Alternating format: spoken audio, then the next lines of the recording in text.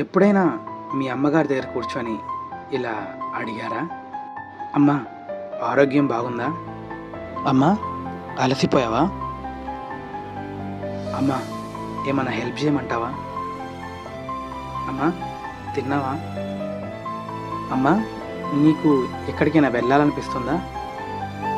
అమ్మా, నీకు నిజంగా ఏమంటే ఇష్టం అని ఎప్పుడైనా అడిగారా? ఎందుకంటే మన బాధలు, మన ఇష్టాలు, మన అవసరాలు అన్నీ గుర్తుపెట్టుకునే మన అమ్మని ఇలా అడిగేవాళ్ళు చాలా తక్కువ.